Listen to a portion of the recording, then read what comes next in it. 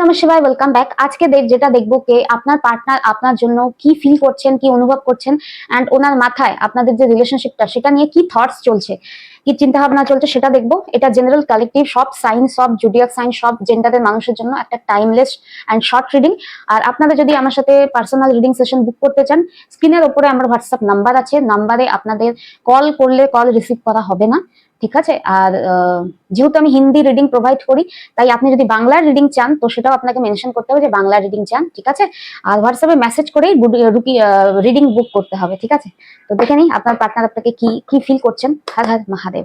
Please inverse guide করুন আমার ভিউয়ার্সদের পার্টনার রাইট নাও আমার ভিউয়ার্সদের জন্য কি ফিল করছেন, কি অনুভব করছেন, ওনার মাথায় আমার ভিউয়ার্সদের জন্য কি চিন্তা ভাবনা, কি থট প্যাটার্ন চলছে। প্লিজ ইনভার্স গাইড করুন।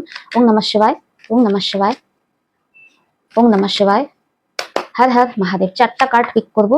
2 of swords, 5 of pentacles, the emperor and the moon। দেখতে চাই 2 of swords কি জন্য এসেছে, 2 of swords কি জন্য এসেছে, বিজনেস গাইড করুন।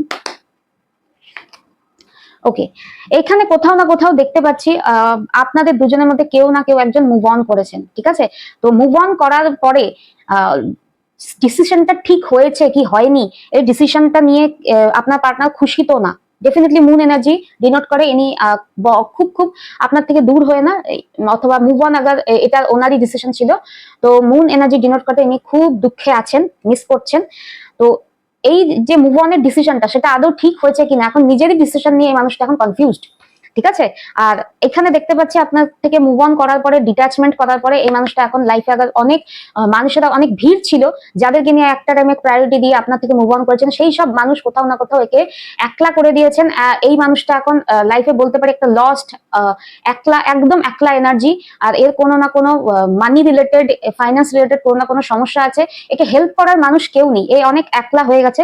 কিন্তু এই মানুষটা যেটা প্রবলেম না, যে যতই দুঃখ থাকুক এই মানুষটার ইগোটা কিছুতেই যায় না, ঠিক আছে? এত দুঃখে আছে, তো আপনার কাছে এসে ক্ষমা চাইতে পারে ইগোটা কমিয়ে, কারণ এই মানুষটা দেখতেই পাচ্ছি যে ফিনান্সিয়ালি ইস্যু যাচ্ছে, লাইফে ভালো নেই আপনার থেকে দূরে থেকেও, লাইফে কোথাও না কোথাও একটা কার্মা হিট ব্যাক করেছে। কিন্তু এই মানুষটা যেটা প্রবলেম, কে কাউকে কিছু দেখাবো না, কাউকে কিছু এক্সপ্রেস করবো না, ইগো নিয়ে থাকবো। তো মানুষটা যতই কিছু আপনার জন্য ফিল করুক, এই মানুষটার ইগো এখনো কিছু কম হয়নি,